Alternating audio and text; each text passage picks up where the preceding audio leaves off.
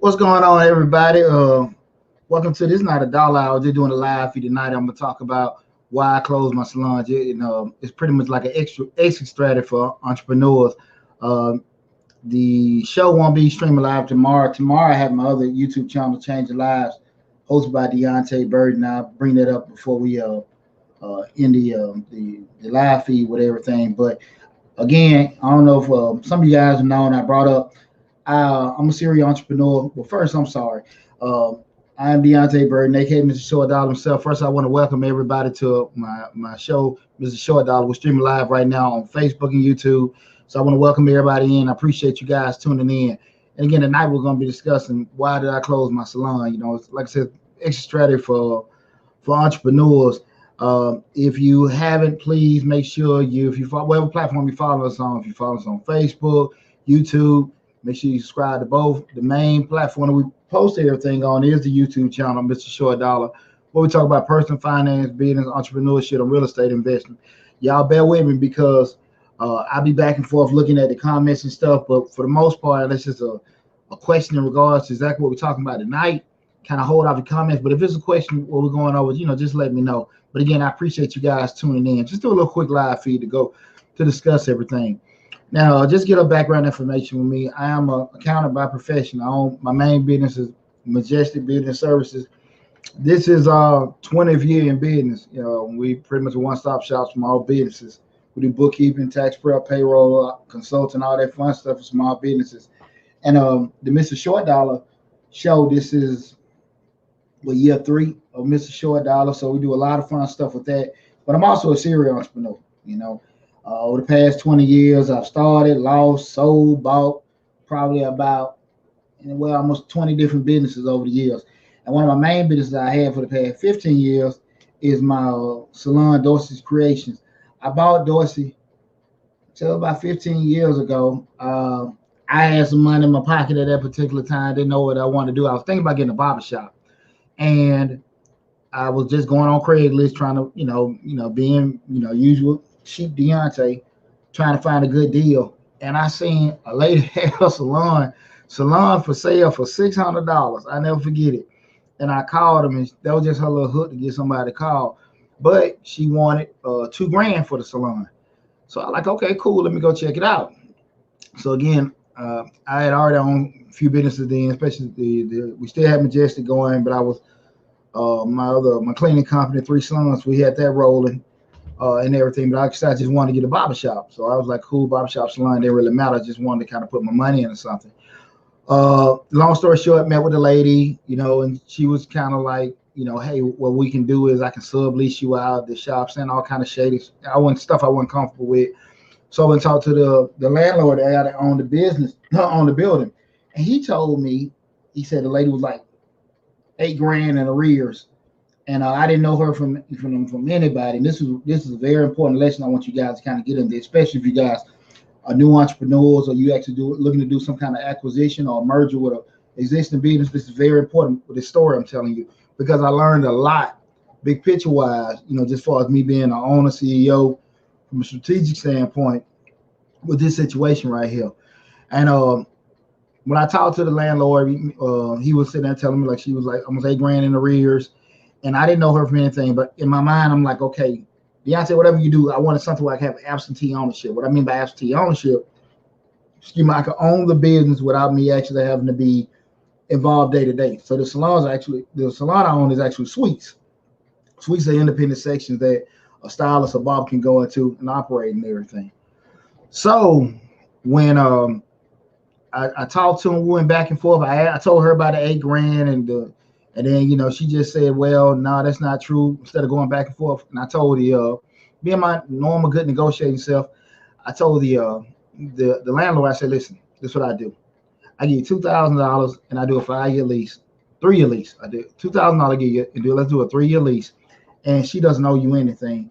And we'll just, keep it moving, with me and you doing a new lease. He like run it. Because at the end of the day, she wasn't paying him any rent. And you getting some money, probably caught back with that, drop all the fees. And, he was happy. Once we did that, I told the young lady that I bought it from, because she had just gotten like some tight situations. I think it's probably tight situation plus mismanagement, combination of both. But I kind of told her, and this is where the lesson come in. Listen, I bought the salon. You don't owe him any money. Now, you're not going to get any money from me, but you still can operate your salon and under the guise of, hey, people still think it's yours. Because, I'm very meticulous about what I do sales. Because I didn't bring up, like I had went to her, I had my lawyers drafted the bill of sales, the itemized list and everything. She was like, I trust you. I'm like, no, I had your lawyers look, which I know she didn't have them look. But anyway, did the whole bill of sale thing. But like I told her at that particular time, so right now, I'm paying the lease. I acquired a new lease. She's did the bill of sale, but we're going to have it. I had the attorneys redrafted that by me paying off her debt to the landlord. That would, constitute me acquiring the salon. And, that was just it with that. And everything that was on the itemized list was mine.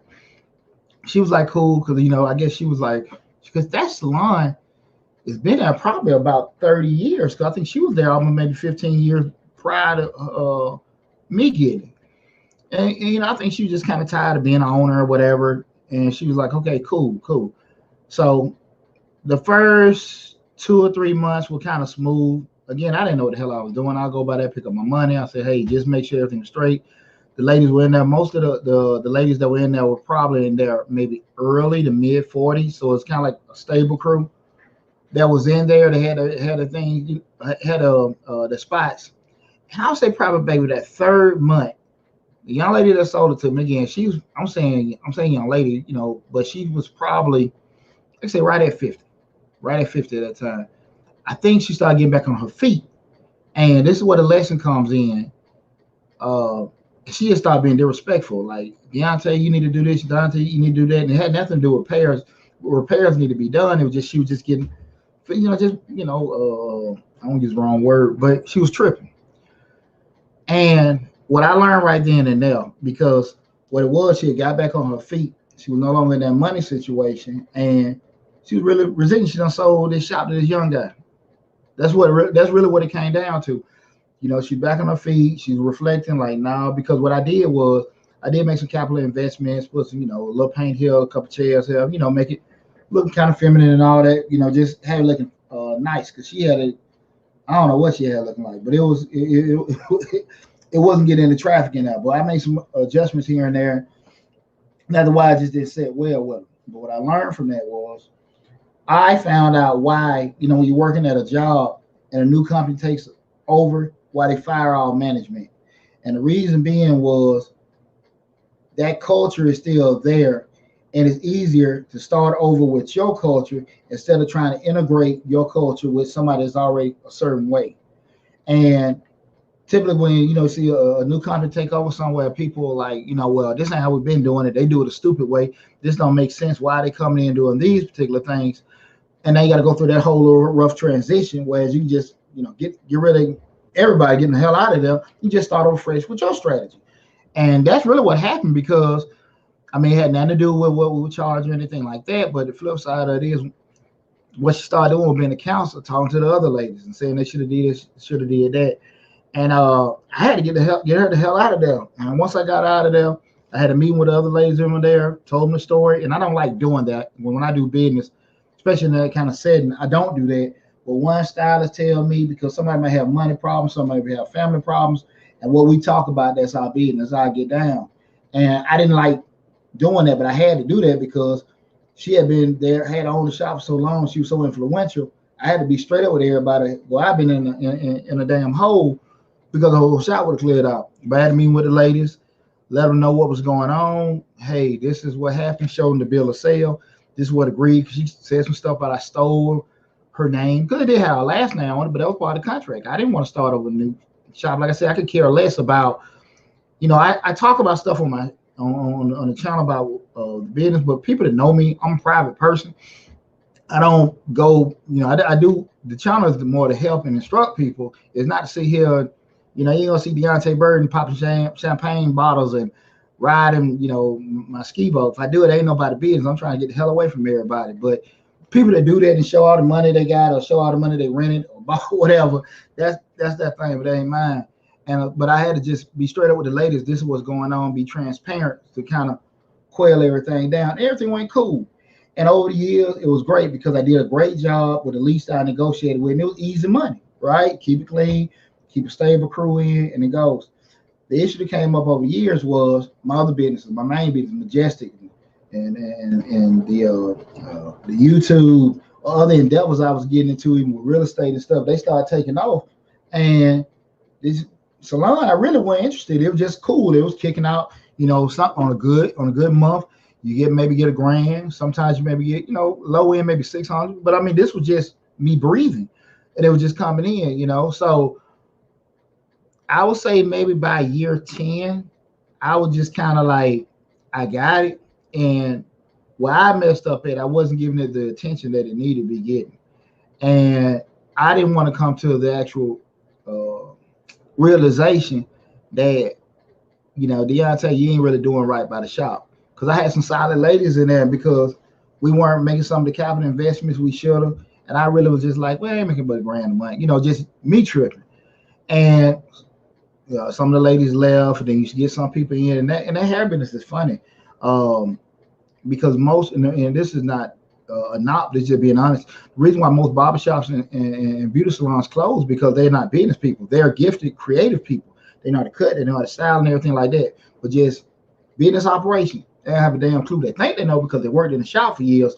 But the reason why I stayed open is probably 20 barbershop salon we talking about in a mile radius of it, open and close. But I stayed open, and I know the least about hair, but I know business. And I understood that it didn't make any damn sense to put all these big investments. I put enough to make it nice. But my whole thing was, as far as dealing with young ladies, was keep it clean, keep it secure, and make sure that everybody feel, just safe and everything was just, nice and stuff. But I was never gonna go overboard and get all these big screen TVs and all that kind of stuff, mainly because the math didn't work. I would never get my money back because the market dictates what you can charge rent for. You just can't throw arbitrary number out. If you're in a certain area that's kind of upscale, you can charge that. But on the flip side, on the back end, if you're paying your landlord, will the math necessarily work? And I got a course coming out this summer on how to start your own barbershop beauty salon. Is for the more so the investor person that does, even people that are styling, but it's more so just if you want to get into it and have your own salon or barbershop. If you're not in that industry, the things to look for, how to set everything up. But mathematically, a lot of those things just don't work. Now, from an aesthetic standpoint, ladies come in, this is nice, this is cute, this is, and same time we go into barbershops, these brothers got all this kind of stuff, but the math never going to work. Just a secret, just be honest with you. At the end of the day, you're talking about, say, if you got 5 chairs in the shop and you charge $100 a week, and I know we're just doing this for easy math, but just say you're $100 a week and you're pulling in 5 chairs, you got 500, you're getting out of a month, you're getting $2,000. If your utilities and rent and all that stuff is $1,500, you're just clearing out $500 a month. The issue will come over that in a perfect world, you'll have all your chairs full. You probably gonna have 3 of them consistently full. So at the end of the day, you're already losing because you're not even breaking in with your costs. Now we talking just staying open. We haven't went back to all the stuff money you spent to just make it all glamorous and stuff, opening up. And that's what killed most of those shops. It has nothing to do with the business, because most of the time you see the people busy, they're making money. But it's just the shop is not that, the math doesn't work. Now you can have there are different facets. We have a commission-based one that you can have, but again, that's just you got to be more tight on management with doing it and stuff. And most stylists don't necessarily like working on a commission or like working on a commission basis, because they feel like they're not, they can make more money, just doing straight, booth rent or just paying for the suite. And that may or may not be true. Just depends. If you're in the right area, you get the right traffic, it'll work out. But again, mathematically, the stylist or individual barber can make money, but the actual holistic salon or whatever, it's not really. I don't think it's nothing you can get rich off of. It's cool, like I say again, if I'm all clearing out around about anywhere from let's say 6 to 12 grand a year, something like that. That's including candy machines and stuff like that. But it wasn't nothing that I was like, hey, you can go to the bank, but it was just making money. But those last couple of years, I just wasn't giving it the attention that it needed, and I lost some good people. And I can admit that. I was admitting it then, but I just didn't give a damn because I was making money other places, But that's why I can be honest with everyone in regards to that.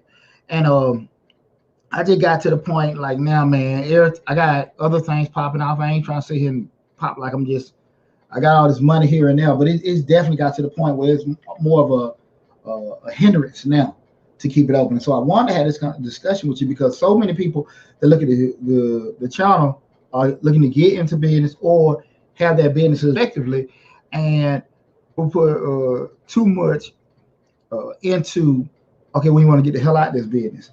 And you got shows like Fix or Flip and people buying houses and flipping them and everything. But when they get in business, it's like, nah, this is what we're gonna do. They say that stuff about generational wealth, have my families. And I, as a father of 4 sons, and this just, don't went the gamut, been in the business 20 years. That's a whole nother show there. I understand people want to have generational wealth and leave stuff to their family members. You don't know what the hell your kids want. You do not know what the hell your kids want. I got 4 sons, and I definitely tell you, maybe the second one, 4th one too young to tell. But that first and third, I ain't really seen the damn interest in anything I got. Great kids, smart kids, brilliant boys. My older son went to Ivy League school. Second son, Service Academy scholarship. But I haven't seen them want just to take over the business, and that may change. And I'm not tripping if they do or don't. But to that point, trying to build the heirs, you better make yourself, like I said, that's another show. But don't be so stuck on, I would say, trying to have things set up for your kids and your family, because again, your child has a brain, and they're not obligated to follow your dream and your footsteps. Even though you say, listen, you got this here, why work there and you got this? They're not obligated to your vision. That's why you're unique and you're special, because your vision is your vision.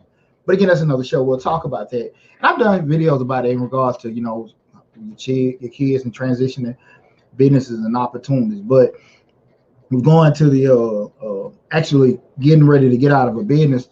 When you start, my thing was when it wasn't having that difference of making money and enjoying making money. And see, that's the thing about it. People want to, and it's a good, but sometimes to get to this point. So I don't want to say here, just be cool with what you got. I'm here in Atlanta, man, and nobody in Atlanta is regular. Shit, it's like everybody is a celebrity and everything. And again, I don't knock anyone if they like showing what they did and everything, because I feel like life is all about working hard and getting what you want. If you want to show people great, that's your choice, and there's nothing wrong with that. But at the end of the day, you know what kind of stress you're putting on yourself. And at the end, and if you can't really enjoy it, my philosophy, any point me happy.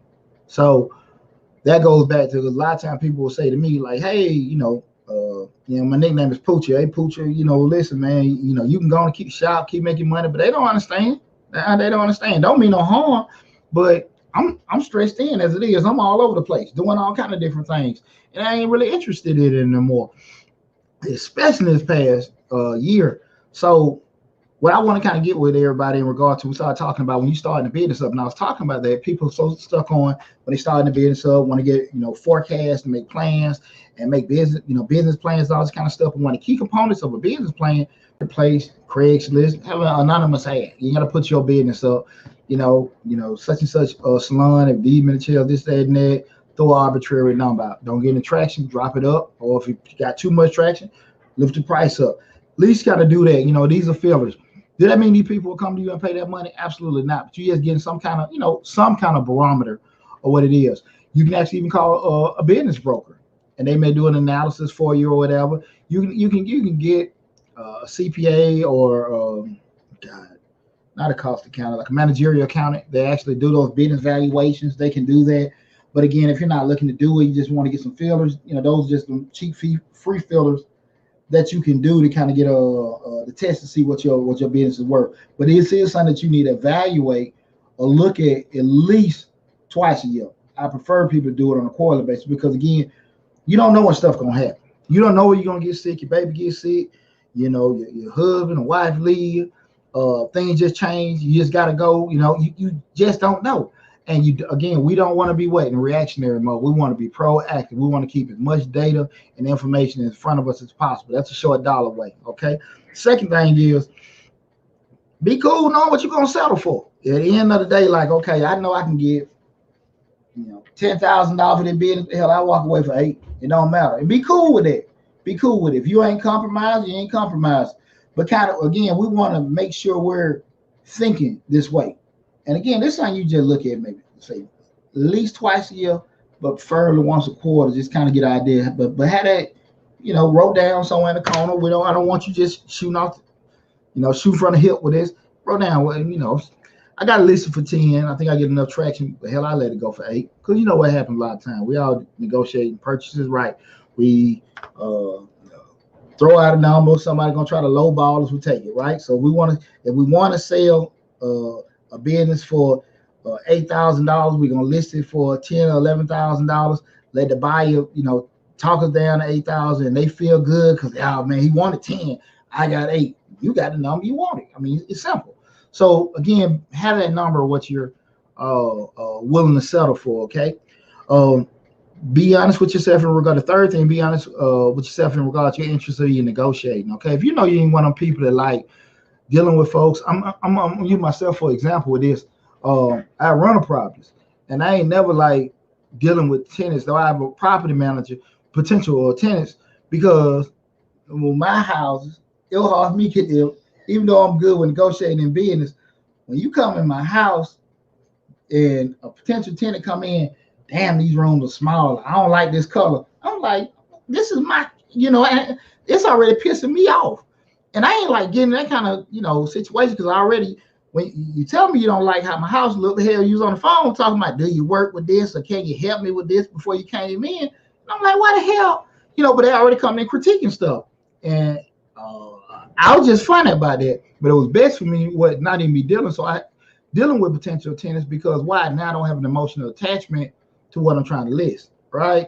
So, and I was just only never like that with tag business, never like with that with anything else, but houses, yeah.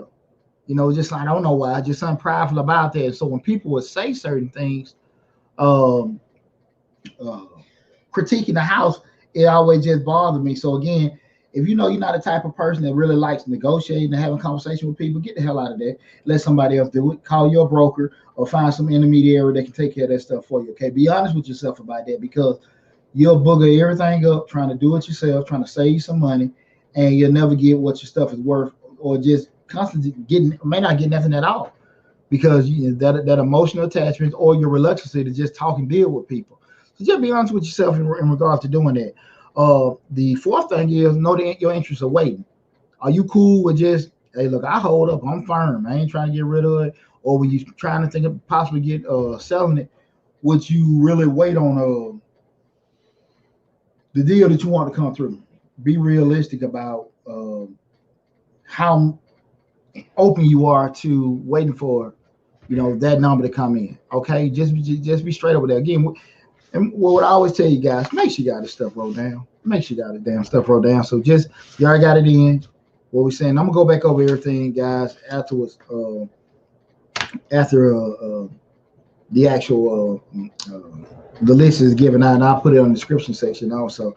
But definitely, be honest with yourself how much you want to wait. Okay, all right. I want you to sit there and just be sitting there waiting and passing over stuff, because you holding it. Next thing you know, you forced to get rid of it because you don't waited so long and so firm on it. Like, look, man, if I'm selling so much, I just going to get rid of it for this price, or I just let it go. But however you want to do it, but have that wrote down and be kind of firm on that. Okay, so you don't stress yourself out fighting a losing battle. Okay, because you fight a losing battle, you're always going to be the damn loser. That's just straight up how that's going to go for you. Okay, the check 7, make sure time check.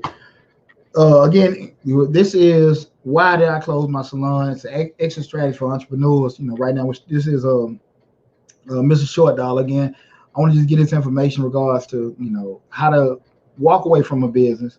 And again, I just closed my salon, closing it up, Dorsey Creation Salon, 15 years in the game.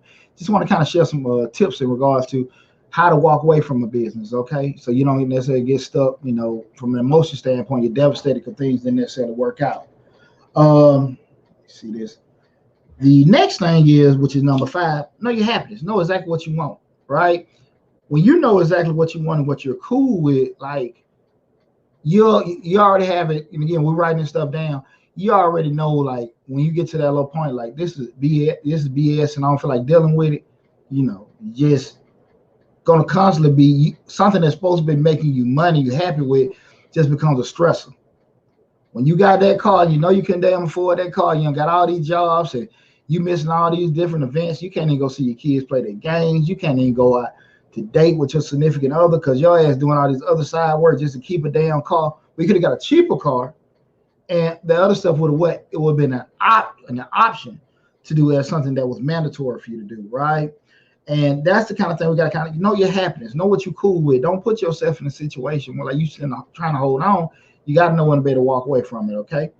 The sixth thing is what we talk about, that cost benefit analysis. The cost benefit analysis. And listen, I got a video in the my library about how to do a cost benefit analysis and how that stuff is set up. But when we talk about it in the financial world with a cost benefit analysis, you look at the different costs that you have associated with acquiring the asset or holding the asset in relation to how does that hold up in regards to doing another thing. How much does holding that business in relation to selling that business or walking away from that business, how big a difference is as far as the cost. Now, the cost ain't necessarily a negative thing that you're looking at, but it's just data. You can look at it, man. Look, for me to do that, that's going to actually, make me end up losing X amount of dollars, or I might spend too much time where I can't be doing other things. So that's why we do that cost benefit analysis to weigh out the different options that we have for making a particular business decision. Okay. And the seventh thing is just be cool walking away. Things didn't go, you wanted to sell it, couldn't sell it, didn't work out. Just be cool, get the hell on. You got your peace of mind, still got a little change in your pocket, and you can just do that. But just be cool with yourself for doing that, okay? Rehash everything. Number one, know your market value of your business, okay? That's something we want to look at least twice a year. Best case, we can do it, at least look at it every quarter. Know what you'll settle for. Know that number that you're. That's the second thing. Know what you'll settle for. Know what you'll be cool with getting. If things don't work a particular way. Third thing, know your interest in negotiating. If you're a people person, like talking with folks, you're not having an emotional attachment we're talking about certain things with your business, or as far as selling it, you can do it where you keep your emotions in check. And again, like I said, I do a pretty good job of that. But when it came to my rental properties, I wasn't cool with that because, like I said, yeah, that was my house, and I ain't want nobody to give any kind of critique with that. Okay. The fourth thing, I'm sorry, is your interest in waiting. How long you willing to deal with something, right? How long you willing to sit there and sit on something? Are you so stuck on, if I don't get this, I'm just gonna whatever? I mean, have some kind of benchmark on that, because I think you're a damn fool if you're gonna sit there and hold something so long and um, you end up losing it. And perfect example of that, it was about 12 years ago, a little longer. It was a club right in Ellenwood. I was thinking about getting me and a buddy of mine, and the young lady was so firm on her price, but she was losing the damn business. Nobody was trying to get over on her, but she just wanted too much, especially when you look at the investment that you had to do to kind of bring it up to standard. And this young lady, I'm gonna say, damn, this young lady lost the damn business instead of selling it. I couldn't get it. I couldn't get it. And I just tell you right now, this is one captain that's not gonna go down with the ship. I'm gonna jump overboard. So again, know your interest in waiting, the way where your little point at, like, look, damn all that. We ain't finna sit here and just make this, more high ground. We're gonna get out of this. So just have that stuff set up. Know your happiness. Know what you're cool with. Know what you're like, okay, I got to stay this way. I don't want to get where this is going to be stressing me out, cause me to have health issues, and I can't do certain things and stuff like that. So make sure you kind of know that.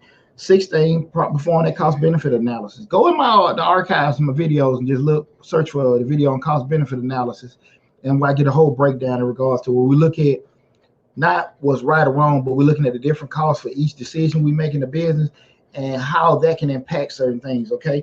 And last thing, be cool walking away. Be cool walking away. Don't worry about no pride or be so much, oh man, you lost the shop, or you lost your car. Oh man, you sold that, you crazy and stuff. I would have kept it. I would have did this, that, and that.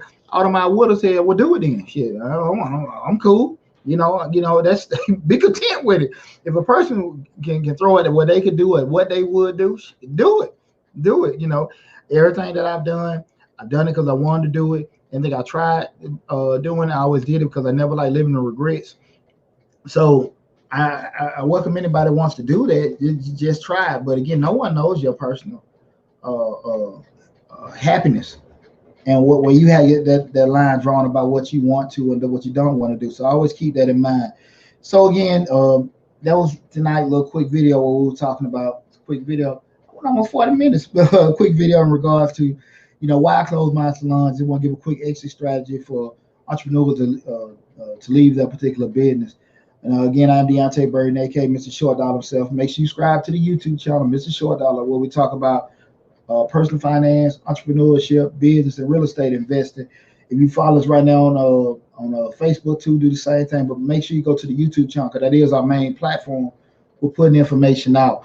Want to run a couple things by you guys with that. Got a grant that's premiering tomorrow at midnight. I got a $10,000 grant for small business owners. So you guys, you can hit it's set on the premiere, so you can put on the waiting, but check that video out. Make sure you check out the video. I got a link to the application, but listen, look at the video, because too many times people applying for these grants, you're not looking at the video and you're putting in these responses like, I want to start a business, or I want to do this for myself, and they want a story. And if you don't know how to sell yourself, you know how to cook chicken, right? You know how to build a deck on the back of a house, but you don't know how to sell yourself, right? Right. And it's a lot of people like that. Nothing wrong with it, but one of the fatal flaws of most entrepreneurs, they don't want to recognize their flaws. And it's not, it's a flaw. Nothing wrong with you having that flaw, but how are you going to mitigate it? How are you going to make that flaw? It's not that a big deal. You get a person to do that for you. You sit there and try to work on it yourself, but don't just know you got that issue going on and keep trying to jump over it. And you're applying for these grants and putting in these damn third grade responses, and they're not going to get it, because at the end of the day, the way the process of elimination goes, that they already have, you got to be 1 year in business, make this amount of money, got this amount of money in the bank, and they look at it, everybody's equal. It's going to come down to who's selling the best story. Straight up. Because if you qualify for it, you qualify for it. Now we got to sit here and get more ways to tell you no. Okay, so just have that together, and let's, just I can't stress that you guys enough. I think I don't know if I have it on this upload, but definitely I'm gonna make sure it's on there.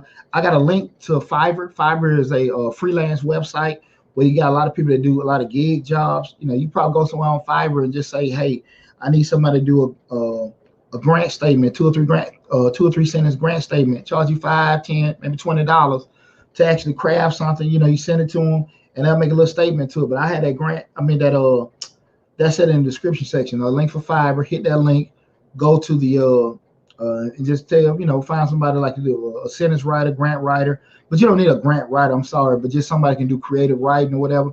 Tell them what you're trying to do. You'd be amazed what people around this world can do for you and stuff. So make sure you do that. Okay. I use it all the time. I use it religiously. Okay. But matter of fact, hit the link that I got in the description section, and it'll take you right to it.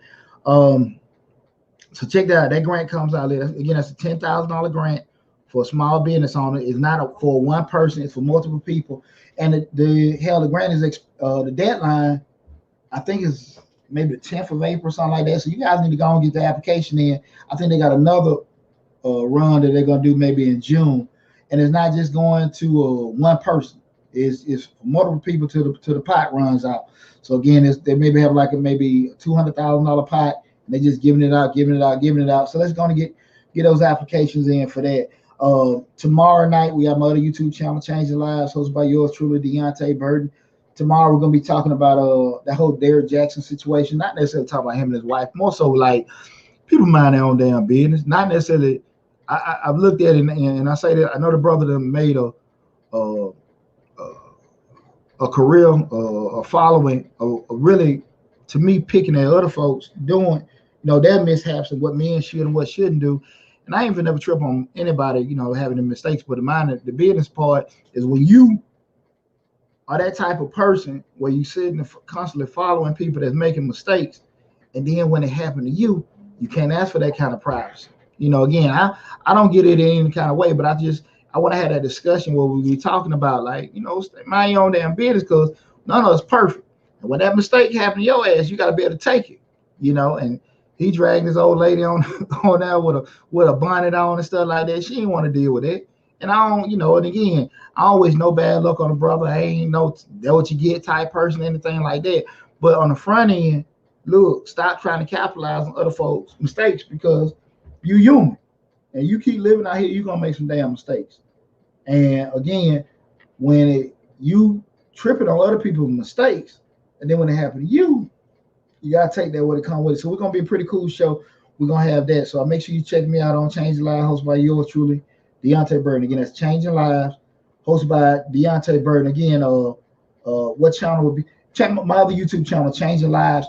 Matter of fact, I got in my playlist on Mr. Short Dollar, we have a playlist for Changing Lives live feed. We do Changing Lives and Mr. Short Dollar. We rotate it every other Thursday. But that's my, motivational channel with motivation, personal development, relations, family, parenting. That's that channel. But again, that'll be 8 p.m. Eastern Standard Time on Changing Lives, hosted by Deonte Burden. But go to the playlist on Mr. Short Dollar's YouTube, and you'll see a link. You'll see the videos on there for that. But that'll be 8 p.m. Eastern Standard Time. Gonna be a real cool show. But you guys make sure you go there and subscribe to the channel. I'm excited about it. But lastly, guys, I want I can't stress you guys enough to make sure you're doing your due diligence with your business. We're doing the plan. A lot of people went crazy with the grants, and we got some more stuff coming. Well, I'll bring that up before I get off. But make sure you're doing your due diligence, taking time with your business, because it's one thing to try to get money to start your business. You need to make sure you can keep your damn business open. So don't be so stuck on, I need this to get the business. I need to get this, to start off, and I need this. And if I had that, I had it. You need to make sure your ass can keep the business running for at least 6 months to a year. And if you ain't got enough change for that, and you just, once I get it, I can do that. No. It's not the issue of something happening. It's when something gonna happen. Something gonna happen. Something is gonna happen. So when you're trying to get these funds and get stuff up, and you saving it up, don't worry. If you're gonna put things off another 6 months to a year, be cool with that. And I'm not talking about being scared to to jump out their own faith and everything. I get it. I mean, God knows I have. I've done too much crazy stuff, too many things that were different. But you still have to make sure you do a good job of planning everything. Remember, it's not to get the money to start. Just make sure you got no money to stay open. Okay. So I want you guys to really make sure you have a lot of planning, a lot of thought, put a lot of thought into that. With April coming up again, we're going to have some great videos on Mr. Short Dollar. That's why I ended with that. We have a lot of information on some different grants that we got coming out. Also, I'm going to have the whole, we're going to have a lot of video in regards to credit, in regards to not necessarily how to, I don't really get into, you can pay this money and get this 400, 800, 900 score. I don't get into that, but I try to pretty much just break down the difference between business credit, business lines of credit and stuff, because a lot of people putting videos out, and I don't want to talk about other folks' videos, but they're telling you, if you get this, then you can go to the bank and get that, and then you'll be able to get $100,000 here, do that. I ain't seen none of that. I ain't seen none of it. And I see these folks, they take their pictures with their cars and their boats. They ain't had no damn bank work. You go get you an 800 score, and you have an 800 score, you got some money in the bank, and then you're going to go down to the bank and try to get you a line of credit or a loan. They're going to laugh your ass right outside the door. There are a lot of other factors that they look at besides your credit score and how much money you got. They do. And if you don't believe me, like I said, go experiment with it. If people sit here and tell you to do this, it ain't that simple. But I'm going to have all those videos to kind of break down what you need to do. And, my biggest thing is, and I'll just let you guys know, it's all about relationships. Everything in business is about relationships. It's when Deonte, and, we can sit here and rap and you want to get deals done. That's all business about, relationships. You go in there, it's just like you looking for a job. You done got your education, you done got this experience, you got these credentials. And when you sit there and apply for that damn job, you know what you are? A whole nother stack in that application stack. That's all the hell you are. You done got all these student loans, you done got all this education, all these credentials, you still a damn paper in a stack of applications. But if you got a relationship, you jump the stack. And that's simple. Same thing with business. That changes. But we're gonna go through all that stuff. April's gonna be real exciting. We done had a real good tax season this year, so I done kind of waned off in the past couple of weeks because your boy been hurting and everything. But again, I appreciate all the love and support you guys have been giving us to make Mr. Short Dollar grow. And if you can, go to Changing Lives and help the same thing with us doing that. But I just want to have that quick conversation with you guys tonight.